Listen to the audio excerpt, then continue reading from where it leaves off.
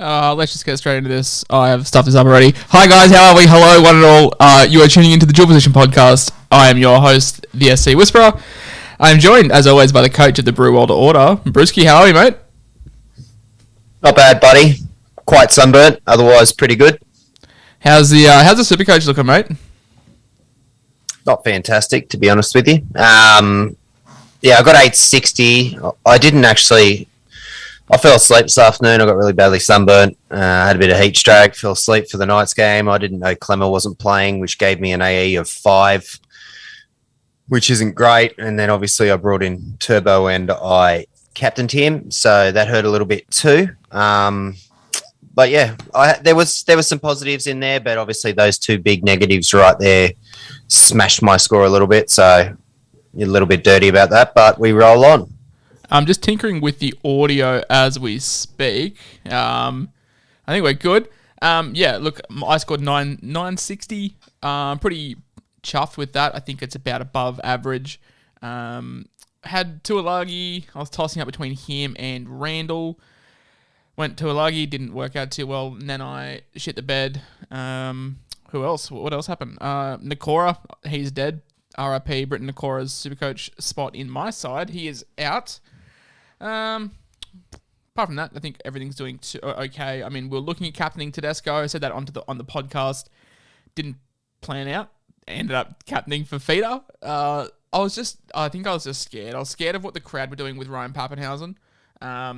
Everyone was vice-captaining him, and if he went big, I would have been stuck behind. And yeah, so I ended up changing to VC on Pap. Didn't work out great, and then ended up captaining for Feeder. We were bailed out by a very, very lucky try assist, and yeah, he is on the chopping block. But yeah, apart from that, mate, I cannot complain. Daniel Tupou, 70 odd. Isaac Tago, like he's just a stud. Like he's just a base stat monster, which is fantastic for Supercoach. And then apart from that, yeah, everything else went okay for Feeder. Max King was my starting front rower this week. He did okay. Jay Arrow did okay. Reid Marnie, 60 points, but it's a very unconvincing 60 points. And when Harry Grant's scoring 91, it makes life hard. I wish I went earlier on Josh King. Like, I wish I just went to North Brown to Josh King early, and then it would give me 3 trades next week to get Grant in. But unfortunately, yeah, you live and you learn. But we will have the money after the planned trades I've got in my mind to get Grant in at the start of round 4. So not too bad. We'll move forward. You said off camera that you're not really sure on where your trades are sitting. Is that a good thing or a bad thing? Like, is there a lot of players in your mind that you're looking at chopping up, or you're pretty happy with your side and that's why you're not keen on trades? Center's a little bit of a problem for me. Penasini and Targo are really obviously solid options, but around that, I've got a lot of injuries, and I need to find some stability and points in that area. I'm quite happy with my forwards. They're not setting the world on fire, but they're not burning me too badly either. Crichton was a bit disappointing this week, but I can't see myself selling a gun like Angus.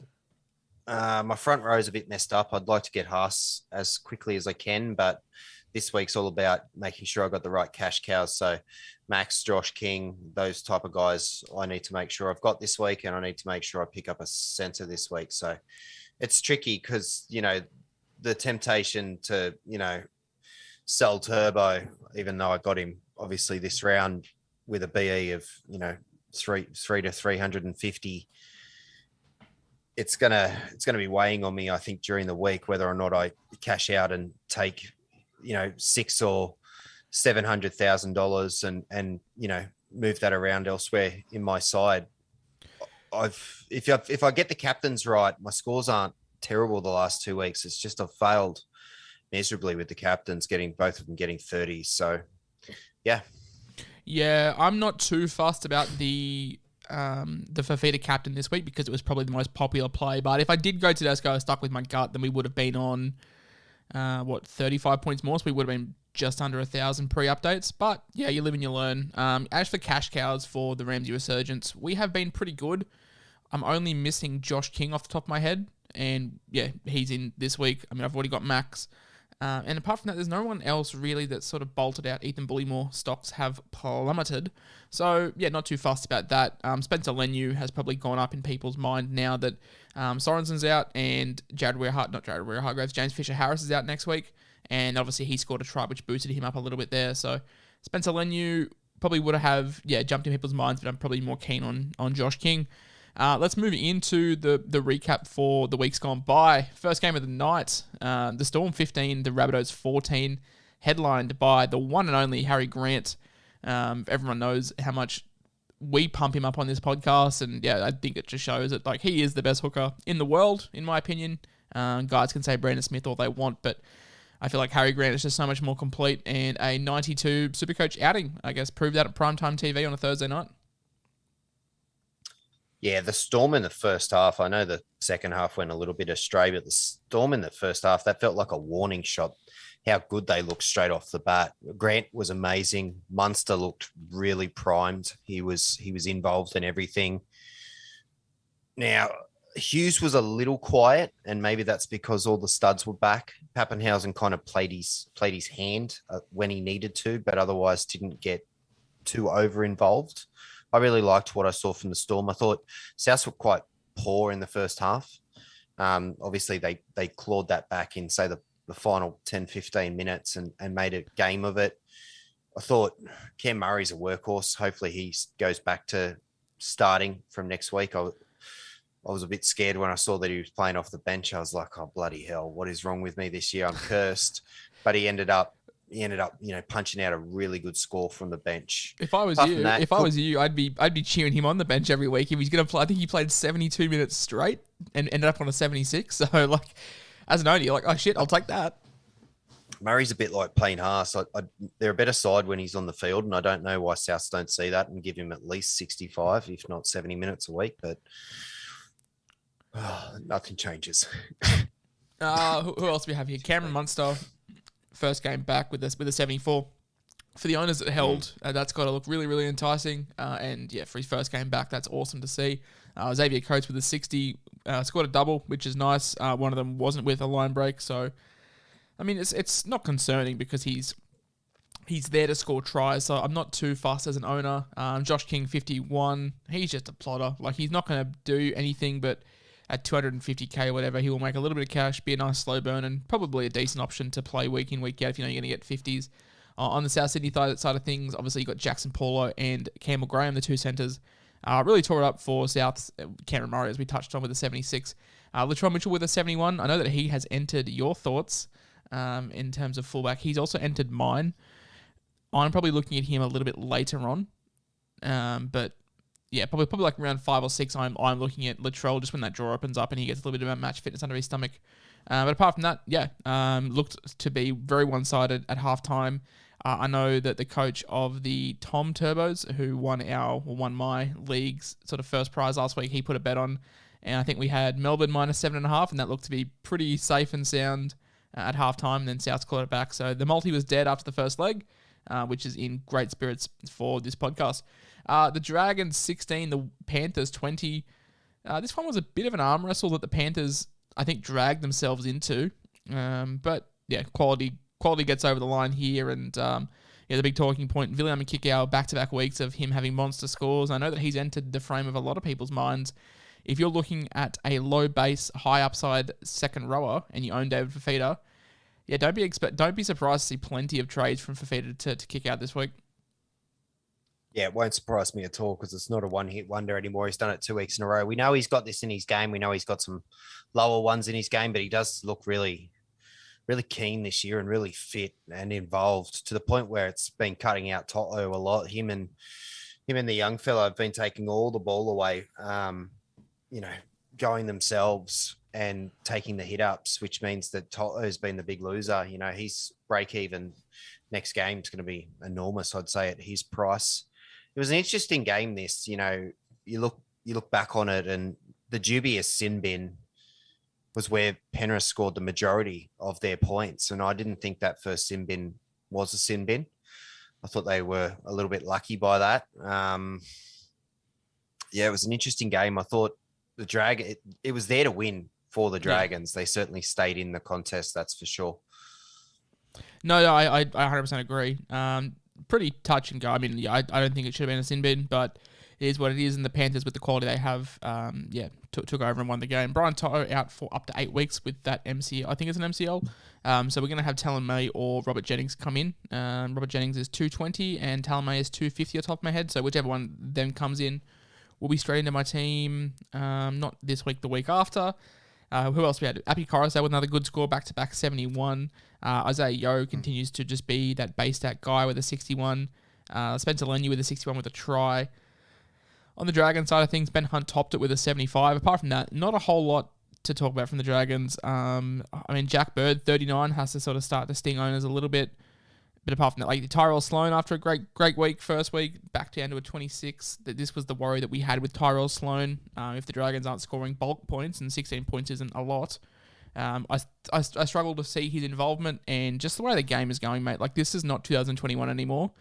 It's pretty clear that was an outlier season, and you can say that teams are easing back into it all you want, and I understand that, but like we were seeing big scores sort of from the get-go, and we haven't seen that straight away, and yeah, it's pretty clear that we're shifting back to the old style of Supercoach. People have said in the chat in the chat already, like 1,000 seems like the old 1,400. Well, 1,000 used to be the target, and if you got 1,200, you were absolutely loving life. And, you know, there used to be 1 or 2 tons around, and which is kind of where we've been at now for 2 rounds in a row. I think eventually it'll open up and we'll see some bigger scores again, but I don't think we're going to see scores on the level that we were seeing again this season. Time will tell. One little note I noticed this game, how rocks and diamonds was Zach Lomax. His name was just on commentary all the time, whether it was for a mistake or it was for some flick pass that he nailed off, you know, that actually came off, or whether he put one in the crowd. It was crazy game from him. Pretty sure he got sin binned as well, so that's a minus 10 and 15 points off the field, and he still ended up with a 50.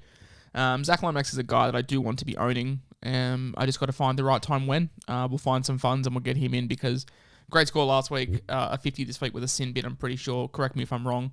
And yeah, 15 minutes or 10 minutes off the field, so he could have gone 65 plus in back-to-back good weeks and a gun off the tee. So yeah, Zach Lomax is the guy that I'll be really looking to target, especially sort of round 6, 7 onwards. He'll play over the Origin period, which will be fantastic. Then moving on to the Roosters 26, the Seagulls 12. For me, this was the better, like the best bet of the week. I didn't really see the Roosters slumping 2 weeks in a row, and they just showed their quality. After 10 minutes, Sam Walker was on 50 points, and he finished on 50 points. So I was expecting the world from Sammy Walks after 10 minutes, but not to worry. I mean, he's playing second fiddle to Kiri, who himself had a fantastic game. I think he scored 63 points. But the talk of the town was the back rowers and not the premium one that most of us own. Nat Butcher and Satili Tupanua combined for about 210 points between them. Nat Butcher off the bench with a 114 and Satili with an 86. Yeah, just the back rowers carving up, but unfortunately not the back row we wanted to see in Angus Crichton.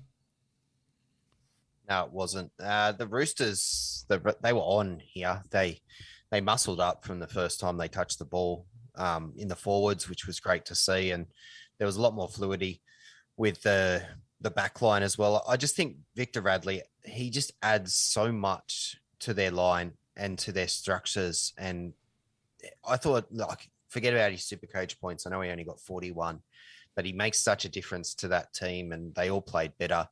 Walker got 59, and I know what you're saying. Obviously, he did get the early junk, and, you know, you were like, hey, he's on here for a big one. But I really liked what I saw from him in the 6. He's growing. He needs a little bit more of a deft touch on certain things. Sometimes the passes are a bit too much and the kicks are a bit too heavy, but some of the things he does on his feet are wonderful. And I'm holding Sam Walker. I know people have been talking about rage trading last week, and some people are talking about, you know, upgrading him on even this week. I'm going to hold. I just think that there's a lot of growth in his game, and the Roosters, you know, do have quite a good run coming up. That was my point. Go look at the Roosters draw over the next 7 weeks. There's not a chance in the world that I can sell Sam Walker. He really passed the eye test for me. He was like really taking on the line as well, like just jinking, and he looked really dangerous. Yep. Looked like he could have 2 or 3 tries that game, and even that in try assists. So I'm not selling just yet. I mean, James Tedesco scoring 84, just what Teddy does. I mean, he's back to, well, I say back. This is what we come to expect from James Tedesco. Was a really poor last week for him. It was a poor week for the Roosters in general, and I was really happy to put a red line through all the Roosters guys. And then, come back this week, 26 points, and looked really, really dominant. Connor Watson with a 77, 2 line break assists, and a try assist. Did his shoulder. We haven't had a time frame on that yet, but he will be out for a while. Siwa Takiaho. I thought it was a burner. Oh, it was a burner, was it? Okay, well, if that's the case, he's sweet to go. Hey, Siwa Takiaho, I'm not suggesting he's a buy by any stretch of the imagination, but the bloke had 28 tackles and 23 hit-ups and scores 69, basically, all in base. So, yeah, really good outing from him. Step back up after probably getting dominated last week from the Knights pack. So, good to see him step back up. On the Manly side of things, Hamwa Olakawatu, 77 points, all in base as well. Another guy that just had a field day in base, and he'll be featuring on my Instagram page this week, just as a quiet sort of underachiever that just had a monster score, and no one really talks about. There was no attacking stats in his game whatsoever. So 77 points from Hemwell is fantastic. 60 points from DCE, 58 from Lachlan Croker. Yada, yada, yada, yada, yada. You got to scroll all the way down to see a 34-pointer from Tom Trbojevic. Brewski, what are we doing with Turbo? Because we know the draw opens up for Manly in week 3, but facing a 340 break even, thereabouts. Owners now have the dilemma, and you're one of them yourself, so I'd love to get your thoughts on them. You're sitting there wondering, like, crap, the Bulldogs, we thought this was a 400-point game from Turbo with the captaincy on him, but the Bulldogs have shown solidity in defense. I know they haven't played two of the best sides in the world, in the Cowboys and the Broncos, but only conceding, 20 points over 2 weeks, something like that, and Manly do not look crash hot. You know you're going to lose cash if you hold him, but he's probably the best captaincy option next week. What do we do with Turbo? If we're not talking about me personally, sell Turbo. Yeah, just in general. What do you think the strategy should be? Like, for me, it's a bit different because I've already burned a trade to get him in. So I now need to consider whether this is my route. I just stick with Turbo, wait till he comes good, or if I double back and cost myself 2 trades and get him later cheaper, because he will get significantly cheaper. And it is your profit and loss type game. You got to think about how you use your money. So for me, I'm not sure. I'm still on the fence. So I haven't made a decision. I've had a really busy weekend. So on Tuesday, I'll have a good think about that. But in general, I'd be selling Turbo if you started the season with him. Cash that out, get him back cheaper. There's lots of options. You can go down to Teddy or Pappenhausen. You could throw Nico Hines there as a short-term play if you wanted to, and then flick him up. You could go Latrell Mitchell, Clint Gutherson. There's plenty of options that are going pretty good. So I would be selling if I was a owner from the beginning.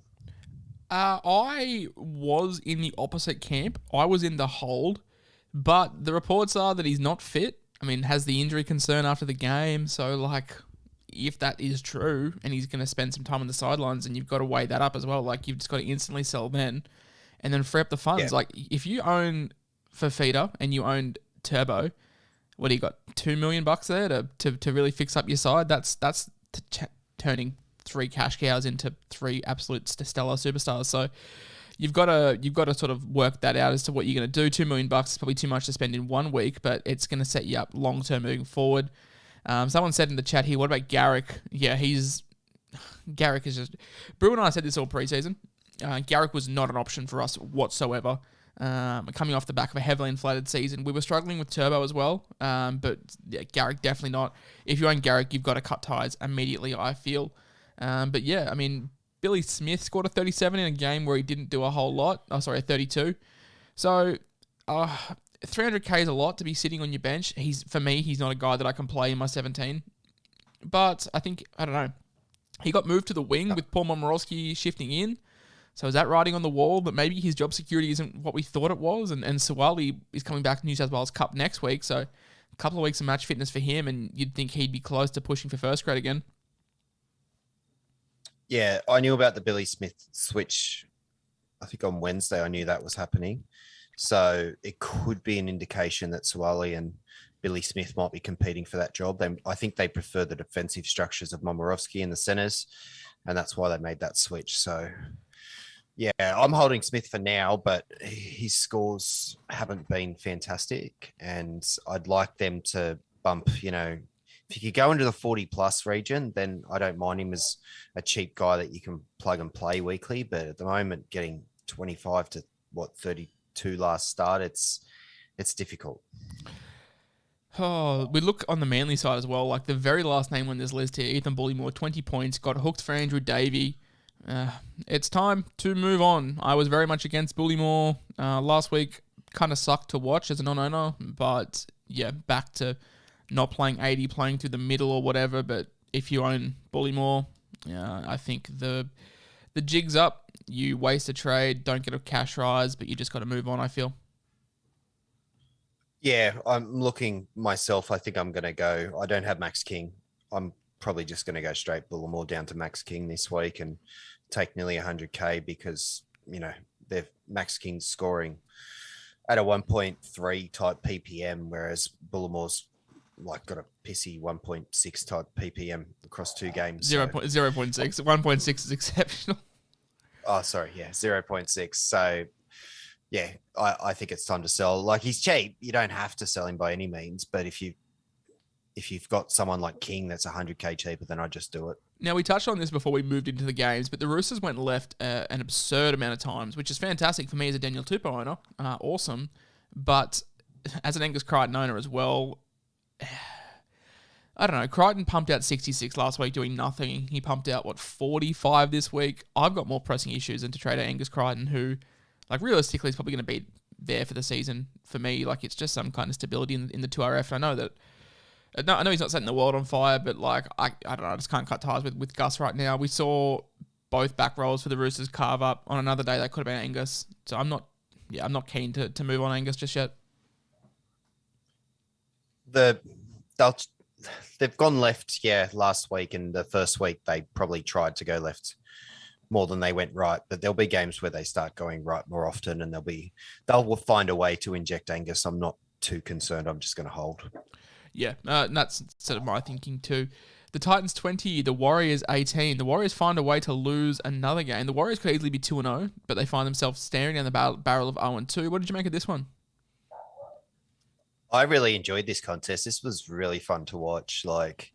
Both sides were in and out of that contest, back and forth the whole way. I found it really enjoyable to watch. I thought Reece Walsh looked pretty good. Yeah. Certainly growing as a player. I actually thought Ash Taylor had quite a good game as well. I thought they were quite good with him. What's his name? Brimson. Brimson's so important to the Titans, I think. I thought he was one of their best players on the day. Marshu. Big Greg. How is he not locked into a starting spot is just ridiculous. And unfortunately, when Corey Thompson comes back, Greg drops out, and I don't think Greg takes over Sami. And I'll touch on Sami when I have some thoughts on this game, but Greg is just an absolute monster. I think it was on the very first podcast I said I wish Marshu was a little bit cheaper because I really want to play him this year. I actually thought he was going to get the start this year. So the fact that he's not in the team is ridiculous because he is an absolute weapon of a player. And Bo Fermor, he had a pretty good game, even if you take out, the try, he's still in good 60 areas, which considering you can play that at centre is wonderful. So, I found the game itself really enjoyable. I thought Sexton didn't get score in the same way that he did in that first week, but he certainly had some key involvements as well and probably didn't overplay his hand. I thought it was really good. I thought it was a little bit strange that they didn't really give the ball to Fafita much. Now, I know Fafita himself didn't go and find the ball. You can blame Jaden Campbell for that, I think. Yeah, he's kind of got a bit of the glue hands about him, Campbell, and it's probably affecting them a little bit because their key weapon's not getting enough ball. And I guess, that's why he's probably a sell this week after, 2 games where he's been saved by kind of RC line breaks that he made. Yeah, no, I'll let you guys know right now as I sit here at 8:38 on a Sunday night. Fafita, once lockout is opened, is gone. So nothing was stopping me trading Andrew Fafita. 2022 is not 2021, and the upside just isn't there. I know how impressive he was last year, but he switched sides, and Jaden Campbell is just taking the ball away from him, and it's just not ideal. Another one I'd be looking to cut ties with if I own, and there was a bit of a narrative around him in the preseason, is Tino Fa'asuamaleaui.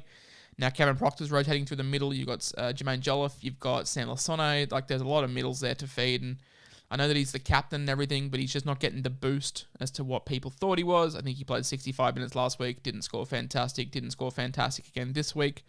If you're a Tino owner and you bought into the captain sort of thing, I'd be moving on personally. Yeah, I don't think it's situational. Depends on the team, obviously. But yeah, I never thought he was going to be much different to last season. He didn't really set the world on fire last year, but he was a good, solid, kind of 55 type average player. They've got a lot of forwards, and between him and Mateki and Fafita, like there's mouths to feed there, and I just don't think that any of them are going to dominate enough to become in terms of front row forward to really be worthwhile picks. Yeah. So the reason why I don't think Greg comes in and starts is because Philip Sami now didn't score fantastic, scored 59 Supercoach points, not really an option for me, but just when the Titans were down and out late in the game, one man was just continually stepping up, and it was Philip Sami. Just every time he'd get a good 13, 14-meter carry, hands and knees, quick play the ball, and off they go. And he really sort of changed momentum late in that game. And Corey Thompson is just too good to leave out of the side. And yeah, I just don't think Philip Sami's done enough to be dropped. So unfortunately, I think Greg does fall out of the side, which is crap because Marzu was an absolute weapon. We saw that. As for the Warriors, though, Wade Egan with an 80-point game. I tried a dummy half. Reece Walsh with a 76, as we touched on. Josh Curran. Josh Curran is the update king. Last week he finished on 63 points, updated to like 80. This week he finished on like 50, updated to 63. Man is just an update weapon. I'm still really looking at Josh Curran once he moves to the edge. I'm really, really keen on that. Adam Fanua-Blake. Now, look, he scored a 62 with the junky line break again. This is 2 weeks in a row for Adam Fanua-Blake. He's just a 50 point prop at the moment. Like, the line breaks have saved him, and I wouldn't be trading him out because he won't lose cash. But you've got to be a little bit worried, or you're hoping that like this is just early jitters for him and he'll come good. I'm not hating on Fanua-Blake the way that others are. Like that, it was really hot in that game. Like Lodge was on the sideline having a chunder from heat stroke.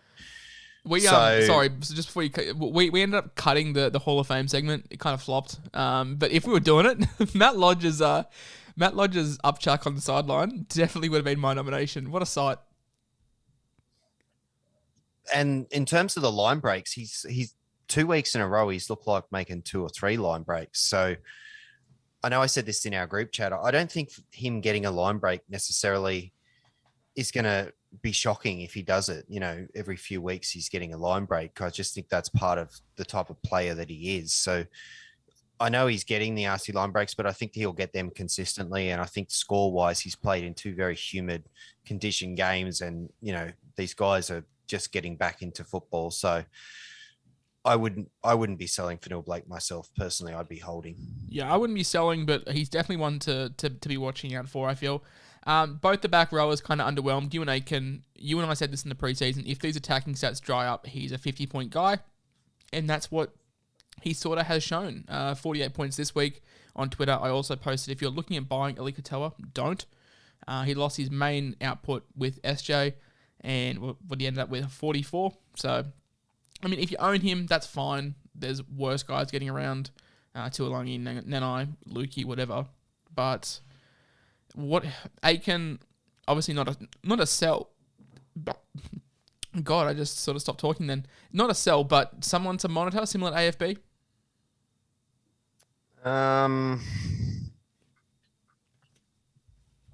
Montoya, you said, right? No, I'm talking about Aiken. Sorry. Hold on. Aiken. It's got a 40. Look, if he's in your 48, you probably hold him.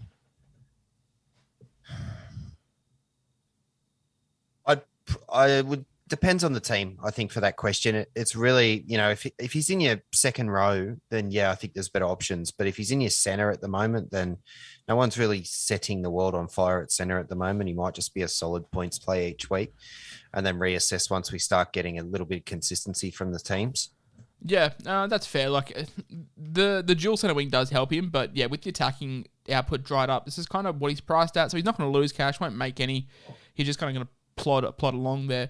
The Sharks 18, the Eels 16. This one was full of controversy with the Mitch Moses tackle on Teague Wilton, who I know a lot of people were looking at, but he is suspended for a week. And if he challenges it and loses, he is suspended for 2 weeks. If I was Teague Wilton, I would not be challenging this because it did not look good. Wrapping Mitch Moses as he's in the air around the legs. So If you're looking at Teague Wilton, probably move on. But yeah, for the Sharks, I mean, one man at the top there, Nico Hines, 101 points after his, 71 point adding last week. 72. Brewski, I don't have a white flag, but if I did, I'd be waving it because Nicholas Hines is the newest recruit of the Ramsey Resurgence come about 12 o'clock on Monday. I'm jealous. Yeah, I can't afford it. I spoke so highly of him and then didn't end up playing, starting the season with him. So I'm a little bit dirty on myself for that, but I'm not surprised by what I'm saying. I tried to tell you guys his performances in Q Cup when playing in the actual halves were brilliant. He's very good at putting guys through holes, and we haven't even really seen that part of his game yet. Most of the game that we're seeing is him creating his own space and going from there and then putting guys through. But, the way that, say a Mitchell Pearce used to put through KP. Cordner, that's the type of thing that Hines can do. And I saw in the Q Cup, he hasn't started doing that yet, which is why when you said you were selling Nakora, I was like, if he starts putting Nakora through holes, Josh is going to be so dirty. Not a case of if, it's a case of when. And I'm going to be when you sell him filthy.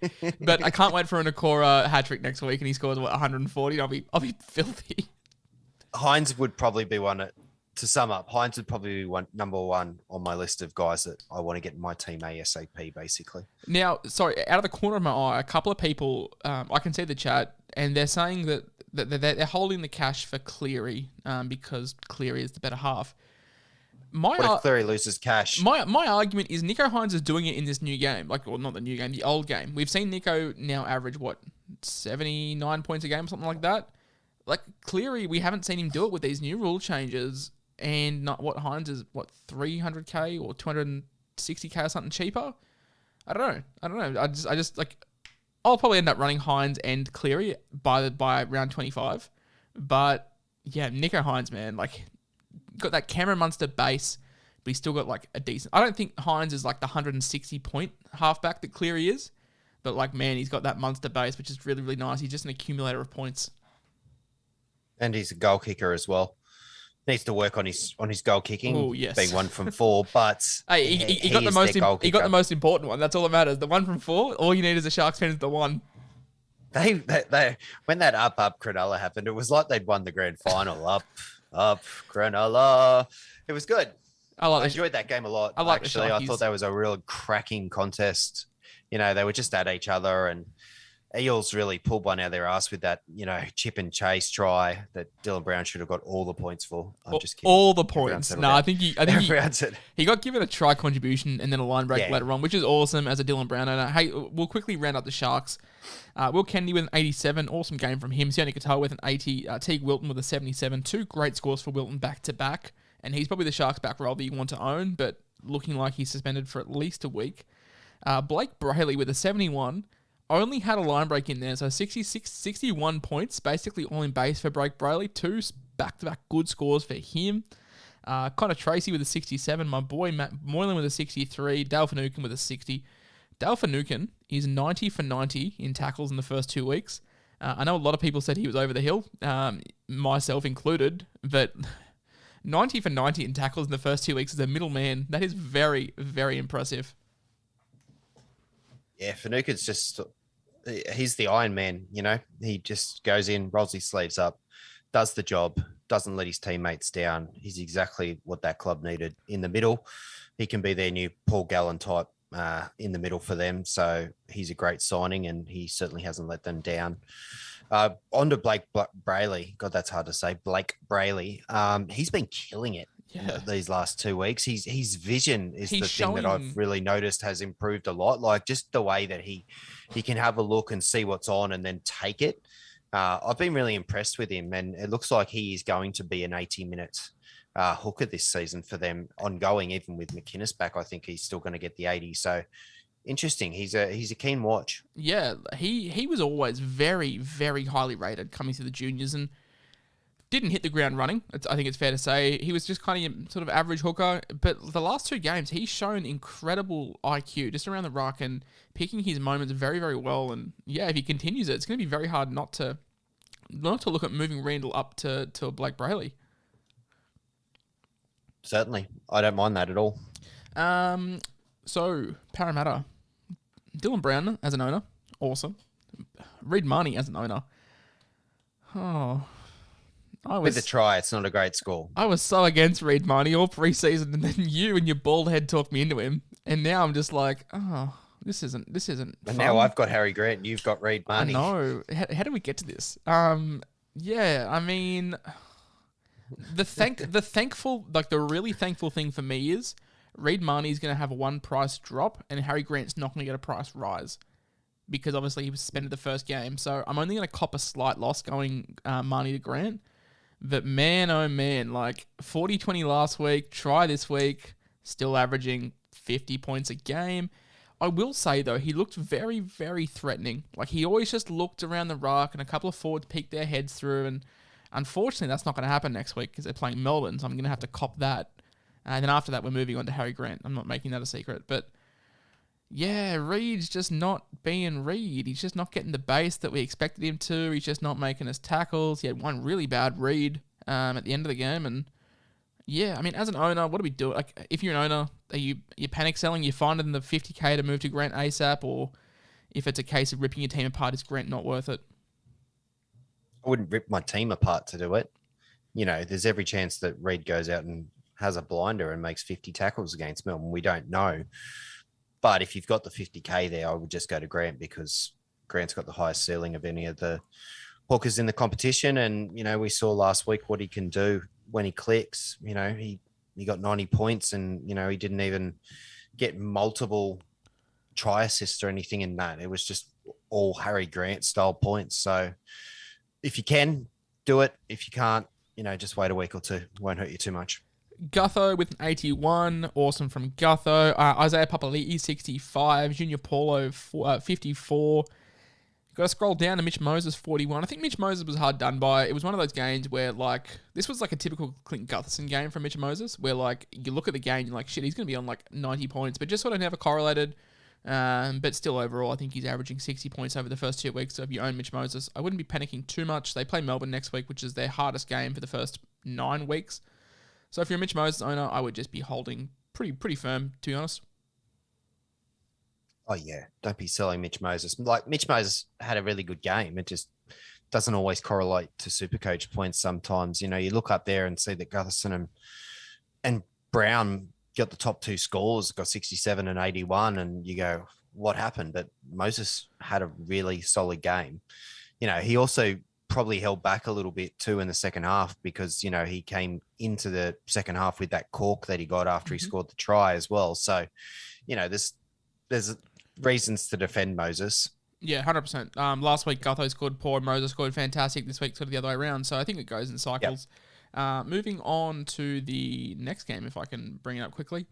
You and your bullshit Corey Harawira-Naera pick just keep bagging really arse junk points, which is frustrating because you gloat in the group chat whenever Corey Harawira-Naera does something. And after the first 10 minutes, after the first 10 minutes when he's moved to centre, I was just like, ha, suck shit. This is what you get. And then it was a positive HIA, so he went back in and scored a try, and you're sitting there with a 69-point Corey Harawira-Naera on your side.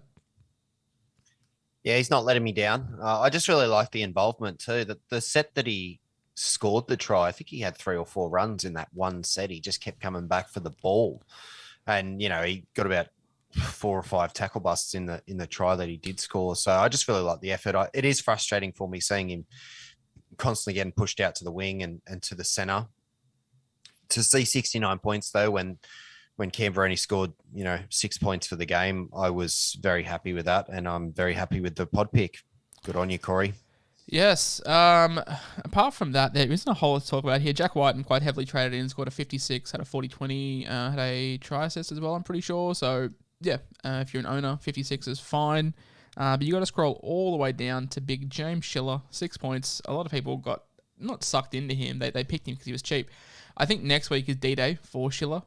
Teamless Tuesday will be very, very interesting. Nick Cottridge came out and Sebastian Chris came in, but then you got Jordan Rapiner coming back. So it's D-Day for Schiller. I know you're an owner yourself, so I think you'll be watching Teamless Tuesday very heavily. But he won't burn you at 170k. He won't be an AE nightmare, I don't feel. So you kind of assess that one team by team. When it comes to the North Queensland Cowboys, Peter Hiku on 76, Murray Tuolungi on a 69, Hamiso Tabuai-Fidow at a 60, Tom Dearden at a 59. We'll skip over Lolo because I want to sort of go into detail on him.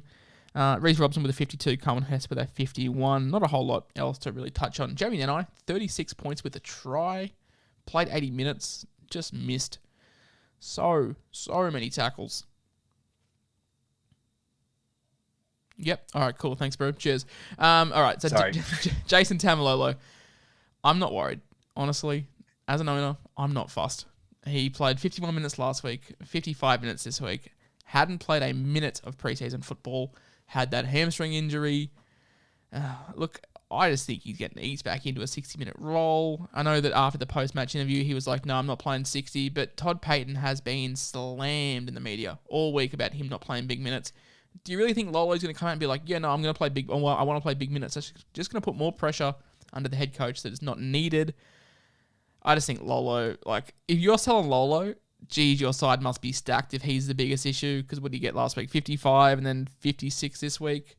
Kind of what he's priced at, and he's got all the upside in the world. 35 points after 30 minutes in his first stint. As an owner, I'm not fussed. As a neutral, how do you see this Lolo situation? Would you be holding? Would you be selling? Would you even be buying? I'm keeping a close eye on him because I feel like his minutes will increase and his PPM will increase. So I'm keeping very close eye on Tamalolo. If I did have him, I certainly wouldn't be selling him. You know, that was another very, very humid game up in North Queensland again. I'd like to see how he goes in a Sydney game or, you know, down in Melbourne where it's not quite the conditions that they're copping in Queensland. You know, you got to understand they've come off some pretty serious weather, and now the heat on top of that creates enormous humidity. You know, anyone lives in the western suburbs of Sydney is feeling it, you know, over the last week in a similar way. 24-degree days feels like, you know, it's 32 degrees outside. So he's not someone I'd be selling personally. I think, you know, you got much bigger problems than a guy that's getting 50 or 55. You know, he's $200K cheaper than Angus Crichton, who's got a 66 and a 45, and not many people are yelling and screaming that they're going to sell Angus Crichton. So I'm not sure why there's so much attention on Tamalolo at 485. He looked rubbish last week. I'll be quite honest. He did not look good. But like this week in his first stint, like he looked very hungry for the ball. He was just going after it, backing into the line, making some good runs. So yeah, not a buy, definitely not a sell. So we've got to be in that hold category. Heading down to Newcastle. Any chance we could skip this game? Because, boy, howdy, as a Tigers fan, this was a very, very brutal watch. Yeah, it's funny that so many times the Tigers look like they were about to do something, and they were doing something, and then there was just a missed pass, a drop ball, a forward pass, just something silly to end the set, which just killed the run, and Newcastle probably got a little bit lucky in the first half, say to get out to a lead, to establish a lead. But in that second half, it was just, they just put the foot on the throat and suffocated you guys out of the game and dominated. And then, you know, I know you had a couple of disallowed tries in there, and eventually you scored 6 points with, you know, 3 or 4 minutes to go. But it was not a great game. We would never from the West Tigers at all. Yeah, plenty of the nights we would never in games, that game. I will say that.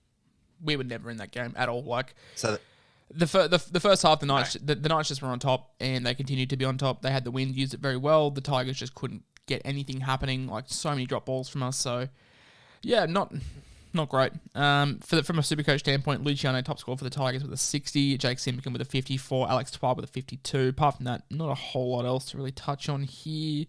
Well, Tuolagi got 24. I was scrolling down. Like in terms of the positives, there's not much to talk about. The negatives, Tuolagi axed, just hooked. I don't know what the hell happened. They brought on Seyfarth. They brought on Joe O. I mean, I'm not selling, but he's now lost a spot in my 17, and I was tossing up between him and Randall as my last sort of reserve, and thankfully Randall didn't go huge. But yeah, Tuolagi not ideal. As for the Knights, though, the halves look really good. For as much as we were slamming Clifford and Clune, they're combining really well. And look, Tex Hoy did not play good this game, but like you put KP in that side with how they're rolling forward, the Knights look good. I'm concerned about people buying a lot into the Knights considering the draw they've got coming up, but the first 2 weeks they've looked good. Top of the table, Newcastle Knights, mate. I know, put some respect on the name. Frizzell's getting a lot of love, but there is a real tough draw coming up, so you probably need to factor that into your Frizzell decision. Gagai's making me look like a fool. Both of us. So I'll just move past him. Adam Clune, I was always very supportive of. I always thought last season he should have been partnering Ben Hunt, so I'm not surprised to see him going well. I have bashed Jake Clifford a little bit, so I am a little bit surprised to see him going well. Everyone else that's, they're just doing their jobs. I really like their forward pack. I actually really like what's his name? Young fella. Leo Thompson, Momasia. Leo Thompson. Yeah, he looks like an NRL forward to me. So be interesting to see where his place is in that side once they're at a full strength 17 setup. A positive could be Lachlan Fitzgibbon has just gone down. So you'd think Mitch Barnett shifts to the back row, which would take a middle spot off the bench. So you'd think that Thompson as sort of the experienced middle, I say experienced, probably as a more natural middle, might hold that spot when obviously all the troops come back. So Lachlan Fitzgibbon will be out for probably 6 to 8 weeks or so.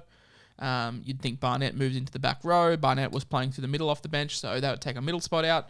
They're obviously going to get Clemmer back. They're going to get Saifidi back. But yeah, I mean, if you own Thompson, I wouldn't be panic selling. If you own Momasia, I probably would be, because he just hasn't hit the ground running as a cheapie like people would have thought. What are your thoughts on Momasia? Yeah, I don't think anyone's a must sell at 205. But if your team's in a good position and you set up right already and you got all the decisions right, then I would be looking at getting the best possible cheapies, in which case, yes, I would be saying Momasia. Okay, so the last game, one of the best games of the round, Supercoach-wise, a lot of people, and I mean a lot of people, had stocks in the Stags-Covo combination. I was watching it through the peeled fingers because I don't own either of them. When Adam Reynolds was trying out to be a long snapper and hit Tony Staggs in the corner there, I was filthy. Then it was turned down, so great. A lot of the chat's blowing up. What do we do with Staggs? What do we do with Cobbo? Because Staggs didn't touch the ball and he scored 31. He still looks so lethal. I think I'd hold Cobbo and I'd probably sell Staggs, to be honest. I don't know. Like, it's going to be a break-even decision and look at the draw and look at, where the extra money can go. He's that type of player. Like, what did he get today? 31. So let's say after updates, he gets 35. That's not terrible in your centers. And we know that he has enormous upside. We know he can ton up. We've seen him do it multiple times. I guess it depends what you'd be using the funds on. I don't think anyone's knocking down the door. I'd go low max personally. If you can find the cash, I'd go up to low max. Yeah, I don't know about that. I think I'd prefer to own Stags over low max. Ooh, no. I think low max is like a top 4 center wing for the season. So I'd be definitely finding the cash and getting on low max personally. As for Cobbo, though... Yeah, but you're also taking Staggs out the back to shoot him, You're taking him up the garden path after 2 games. Yeah, but sometimes these calls have to be made, though. He just hasn't been getting much ball. Yeah, but like these calls have to be made, though. Like, you're not gonna do any good just sitting there and being like, oh, you know what if you can't... Bro, I did this last year. Last year I was like, oh, you know what? Nico Hines will get benched. Pappenhausen will come back. Munster will come back. It'll be fine. I mean, don't get Hines. Don't get Garrick. They can't continue. And they just kept doing it. And the Broncos, for being 2-0, haven't looked good offensively. They scored 11 points last week. They scored 16 points this week. I know that it was Adam Reynolds' first game and the combination will click, but like when the points are there, you've got to take them. And I mean, Stags is going to lose cash, and you can find a better alternative for more points. I'd be moving on to Lomax, or I would be going way cheaper to a Jennings or a May, whoever gets the Panthers spot. So That's just me. I mean, I know he looks electric, but I mean, hell, even like I know their draw's terrible, but if the draw wasn't bad, even someone like a Bradman Best, I wouldn't go there because the Knights' draw's horrendous moving forward. But like, I don't know. It's just not looking good for the Broncos just generally in attack. And I know it'll come good, but how much time can you give it when other players around you are improving their sides? Like, for example, myself, I'm selling for feeder, which is going to free up so much money, and I'm going to strengthen my side doing that. How much time as a Stags owner can you seriously sit there and hold and hope and hold and hope, and by the stage you're 1,000 points behind first prize. It's round 13, and you're sitting there going, oh well, what if he comes good? Like, there's a lot of what ifs, but sometimes you've got to bite the ball. If you're wrong, you're wrong, and you wear that. And obviously you learned that the hard way going Teddy to Turbo. Like you have to wear these things on the chin. But sometimes like these high risk moves have to be made. I'm not disagreeing with that. I'm the king of high risk moves, but I don't think Stags is a sell. I'll stay firm on that one. All right, that is the beauty of Supercoach and the beauty why people love, I guess, listening to us, because we talk a lot of rubbish and sometimes disagree. What else happened in this game from the Broncos? Not a whole lot. Pat Carrigan back to earth a little bit with a 45. Payne Haas, 68. Monster score. This is the output that I sort of expected to him. This is the output that I was happy to anti-pod.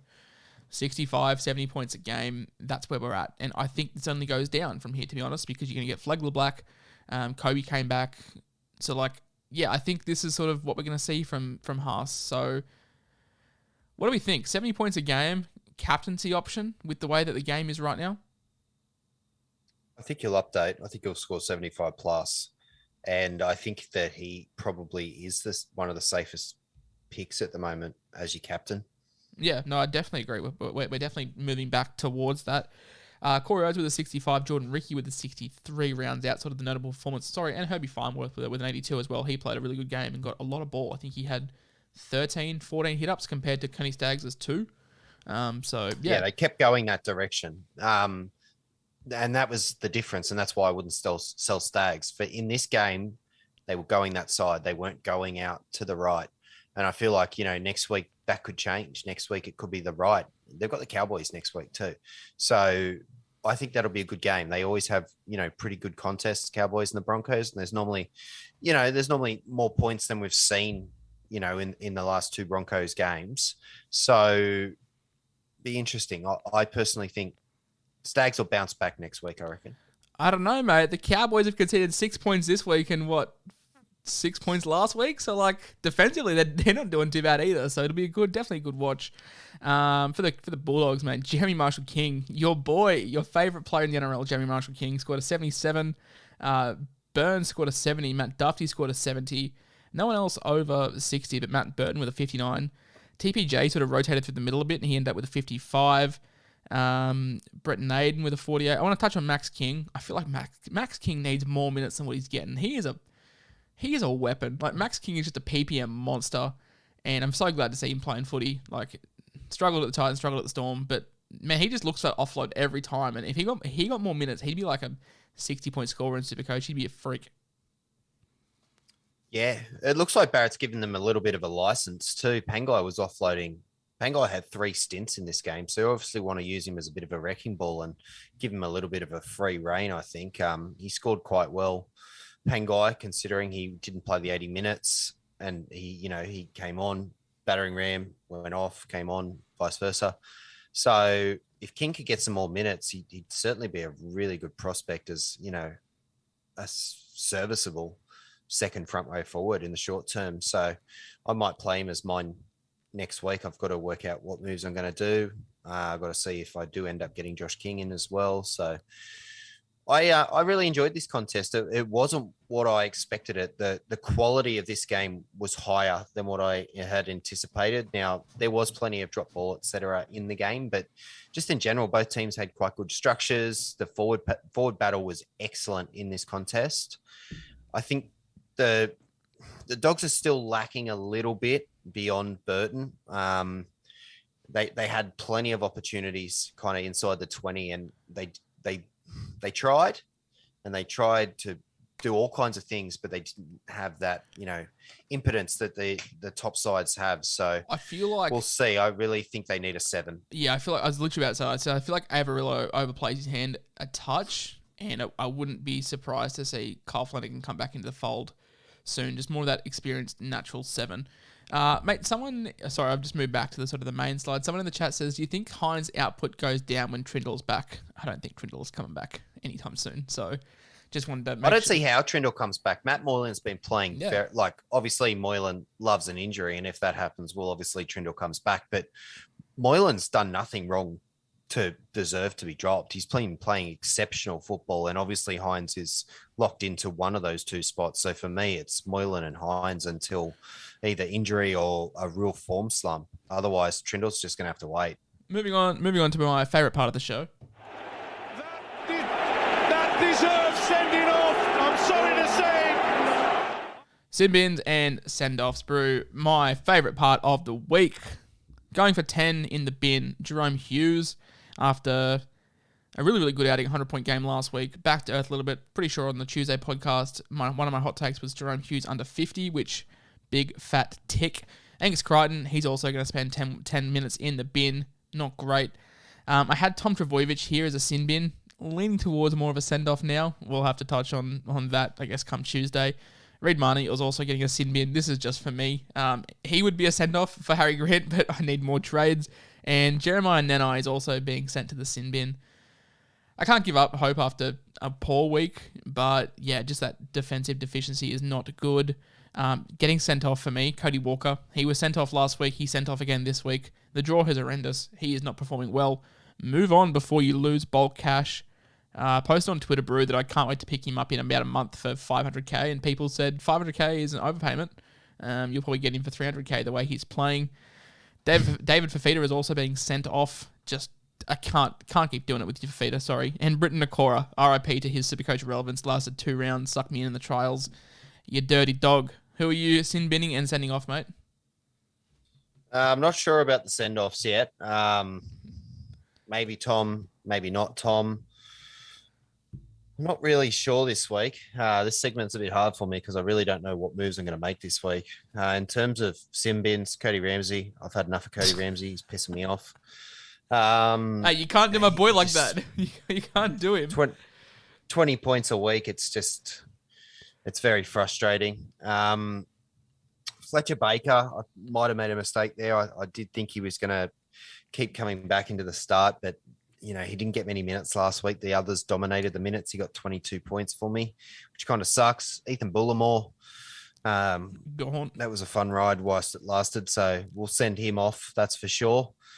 David Clemmer, he can get sent off as well because you had a nap. Attention, and I didn't know he wasn't playing, and he absolutely effed me. So Clem's in my bad books, but I won't sell him. So a little bit frustrated, but I probably would have got an extra, say, 40 points, and then I get 900, and despite the turbo disaster, 900 wouldn't have been too bad of a score this week. So it kind of really was just a little cherry on the top of my awesome round 2 and my awesome 22 Supercoach season. Exactly. And lastly, for this episode, Just credit to all the boys. We stuck solid. Full credit to the boys. I've got a couple of lists here to give full credit to. Full credit goes to Harry Grant for obvious reasons. Is the best hooker in the world. Won't have a bad thing said about him. Full credit goes to Billy Kicks. Billy having kick out 2 weeks in a row. Has done it. I can't wait for him to score 35 next week, and then he gets sent off as well. That's just how fickle I am as a super coacher. Cam Murray, he also gets a big full credit to the boys. The Roosters' spine, just in general, the 1, 6, 7, 9, 13, they just performed really well when Victor Radley's playing good footy. The Roosters just look really, really good.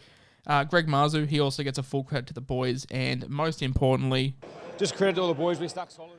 Nicholas Hines, Nico, Heath Ledger, the Joker, whatever you want to call him, Nico Hines is my standout this week. And yes, he will be in my side come 10 o'clock on Monday. I am waving the proverbial white flag. Got this one pretty wrong after 2 weeks. And yeah, we're going to cut our losses. Brad Schneider, you've been very, very good to me for 1 week. But time to move on to the gorgeous man that is Nico Hines. He's got me all hot and flustered, Brewski. Yeah, I really wish some of these guys had a better dual flexibility in the halves, like Schneider, for example, being only a 7. Yeah, I would have sold Ilias in a heartbeat, but I can't. Ilias is my 5'8". Yeah, that's Otherwise, where Ilias I would was have going gone. with Yeah. that. So it's real frustrating. I want to give a full credit to the boys, Hang to on, Adam hang on, Reynolds, hang on, tunnel ball hang on, pass. hang on. Just credit to all the boys. We stuck solid. All right. Yeah, Adam Reynolds, that flick. I know it ended up being no try because Stags dropped it, but that was incredible. Like, I've been watching this game for a very long time, and I've never seen that done close to. I've seen tunnel balls before, but I've never seen it done from dummy half straight out to a center or winger that's out on the touchline. It completely bamboozled the defense, and it was amazing. It was the play of the day, I guess. I reckon a few NFL Any teams. others? A few NFL teams. Melbourne's first half gets a full credit to the boys. A full credit to the boys. Just credit to all the boys. We stuck solid in. Melbourne's first half was really, really impressive. And, you already said it, but Harry Grant was absolutely amazing in that half. So he was incredible. The Roosters, as you said, they were on. And, it kind of, even though Tom Trebojevic took a big axe and put it in my art and twisted it and pulled it out, put it back in, twisted it again multiple times. Yeah, it was nice to see my Chooks play some good footy again and give me a little bit hope that we're going to be having a good season. So I think people think I was going to be on this podcast and be all salty and, sit here and be like, I fucking hate this game. This is bullshit. But I'm not, I made a mistake. I liked my reasoning at the time. In hindsight now, it's turned out to be a wrong move, but we don't always get it right. And now I just have to back to the drawing board and see what I can do.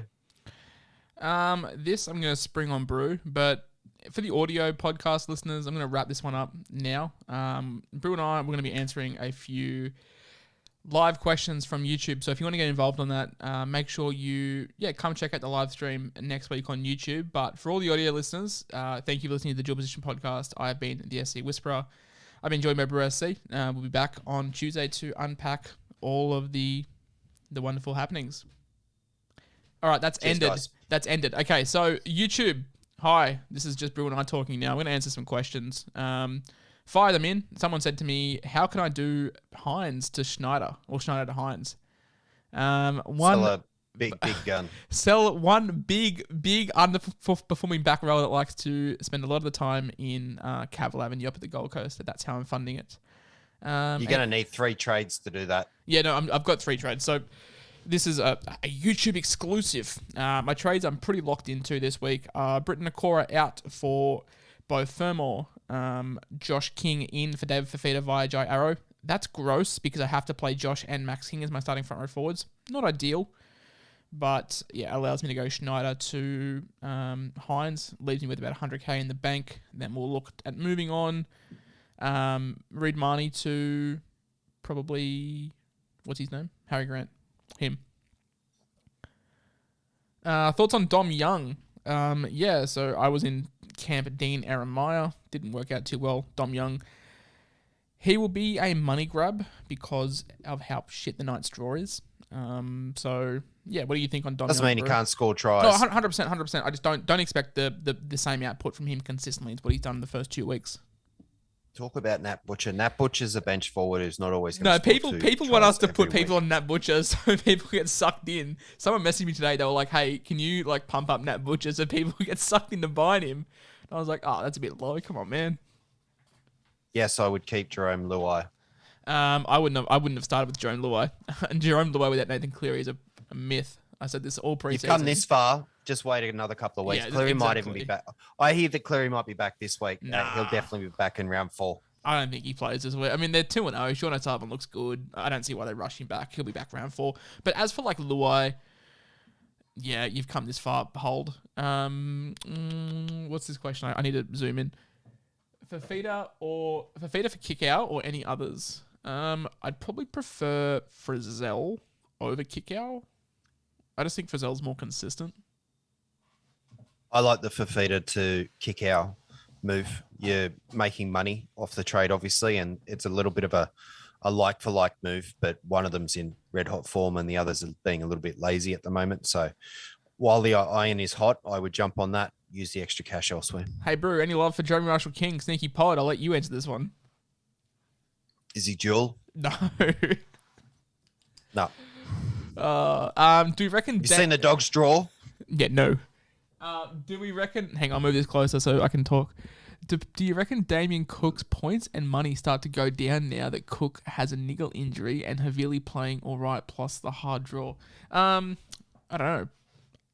What's his injury? I don't know. Yeah, I don't know what this injury. I didn't see anything. But I would be moving on from Damien Cook. Yes, there is Harry Grant there. Just buy. Okay, this is going to answer a lot of questions. Just buy Harry Grant, please. I'm telling you, buy Harry Grant. That's all you need to basically know when it comes to the hooker debate. Ola Kawatu, for the person asking, James. Yeah, absolutely. look, Great option if you're getting rid of if you are getting rid of Fafita. I like that option. bro. He does He play the scored Bulldogs next week, and they've got a good draw coming up. 77 points in fucking base power. Like, he was incredible. He was simply incredible. Like, and he had like 11. He had like 11 tackle busts. What a weapon. Thoughts on Utoya Kamanu with 26 points, Brew? What's happened to Stefano? Sell. Yeah, we got that one wrong. Jesus. Yeah, look, it's not what even when he was coming off the bench last year, he wasn't scoring 26 points. So I really don't know what has happened. I don't know what changes they've made in order for his work rate to, go in the toilet. I don't know if maybe last year he was just trying really hard because, it was his first season and he wanted that starting spot or what's going on. But yeah, he's not showing that he's a hold at the moment, so I would sell. Jack Bird, I would be holding Jack Bird. I'd be holding Jack Bird too. Someone asks, am I scared of losing 200k from Schneider's price rise? Of course. But am I scared of not owning Nico Hines even more? Of course. Like, points over money. Points over money. And yeah, especially at this time of the season, I know that sounds crazy, but you get the points now, then you don't have to play stupid pod moves later and end up fucking with your team. So also, I'm giving up 200k in price rises, but I will never have to trade Nico out, like, barring injury. Like, it's just set and forget. Also, these question things are way more laid back. So sorry. What have we got here? I don't think Kurt Mann's a sell. He's a monitor though. Jesus. If you don't have, he is definitely a monitor. If you don't have pressing issues, then I don't mind the sell because you could move him sideways to Firma very easy, and Firma's going to be probably the higher averaging player over the course of the season. So in that instance, I don't mind that. Would personally lean towards selling Walker over Schneider. Absolutely not a chance in the world I'm selling Sam Walker. Not a chance. Go look at the draw they've got. I'm going to ride Sam Walker out to the hills. I'm digging my feet in on that because, they got steamrolled last week. They played a Manly side who we expected to be difficult, and then after that, man, his draw opens up dramatically. We'll finish these questions up at 9:30 because Brew has a real job and has to wake up early. Can you guys give us your early thoughts on what you will do your sides? I've already said what I'm doing. Fafita out for Beau Fermor and Britton Nakora out for Josh King via Jai Arrow, and Brad Schneider out for Nico Hines. At this point, I will probably go Bullimore to Max King, Fafita to Josh King, and see how much money I've got left over to take Russell up or down, or even I'll just do 2 trades. But I think I need a fixed center. So I'll probably get 2 cheapy front row forwards for cash generation, and I'll try and turn Russell into a live body. Could be Cobbo, could be Dom Young, because I'm quite keen on the Dom Young option. I might even look at a Peter Hicker or someone like that if I can afford it, and go a little pottish. But I haven't worked out the centerpiece yet, but probably the 2 Kings are definitely coming in for me. Another question for me. Am I definitely selling Marnie? If I am, how am I affording Hines? After all the moves I've just said, I've got 100k in the bank. So plenty of money to go from Marnie to Grant. So not stressed there. We'll do a couple more. Are we keeping Teddy? I mean, why are we selling Teddy? Bro just got 85. Yeah, no. I know I sold him last week, but he's just banged out an 82 and he looked really good in the contest as well. He could have easily got more. So Yeah, no, don't sell Teddy. To the person asking Hughes to Hines, that's the most sideways trade. Such a sideways I've ever heard. trade. Like, and would we Moses to Hines might be an upgrade, but Yeah, no, why did you start the season with Moses? Because he has an 8-week golden run. Just because he gets 140 doesn't mean he's a sell. That's you guys are panicking if you're asking these questions. Yeah, I mean, no one was asking this question about Jerome Hughes last week when he's got 101. I mean, he's still averaging, 75 points? Which is similar to what Nico's averaging. Oh, Nico's averaging a bit more than that. But still, Hughes is such a sideways trade. I mean, my thought process, Brew, behind selling Schneider, I lose the price rise, but I get a season-long keeper, which I'd much rather take. I'm saving the trade that I have to make eventually. But, yeah. Top 5 best replacements for Fafita got Crichton and Arrow. I reckon that'll be the last question we have, Brew. So, let's give our top 5. For me, number 1... Cam Murray, 100%. Fuck, I really want to say Isaiah Yeo, but I want to see what he does with Cleary back in the side. Because I feel like... I really like the Isaiah Yeo comment. Yeah, I'm liking that one. How about Olakau Watu, Viliame Kickout, Tyson Frizzell. Smokey in the mix. Who else we got that's sort of half performing that we can like at 2RF? Hell, even someone like Bo Firma. Like, he's very rocks or diamonds, but, I mean, you're saving 250k and a guy that can average just 60 points. I reckon that's going to wrap it up. Brewski, I appreciate you. I'm having a look. I appreciate you staying on. I know this was a little bit out of schedule, but I reckon we do this every week. I don't know about you.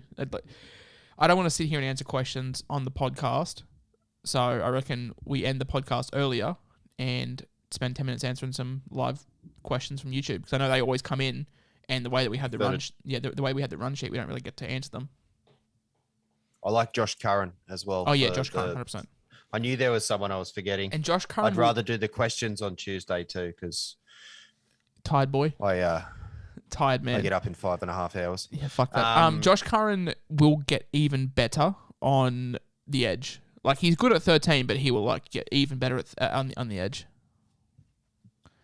Just before I go, keep an eye on Nathan Brown when he goes back into the 13. And Matto when he comes back as well. Like, there's plenty of guys. Eels are interesting where everyone's going to fit, but if Nathan Brown goes into the 13 and gets solid minutes, that bloke is an animal. What about IPAP? PPM-wise? What about IPAP? Could be a steal. Quickly before we finish up. 65 last week, 65 this week.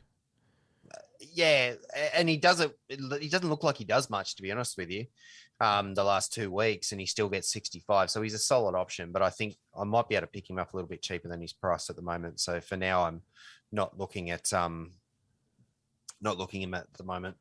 All right, I might hang around for 15 minutes and answer some questions if you want to jump off, bro. I will. Right. I'll love you and leave you. Catch you, everyone. Bye, everyone. Nice. Ciao. All right, it's just me. I don't have a slide set up for this, so you'll have to make do. All right, ask me some questions and I will answer them until 10 minutes, and then we'll go from there. 3am start. Oh, Brew works in a warehouse, I think, from memory. He works with a distributor for cold meats and stuff like that. So correct me on that. Am I high on Arrow?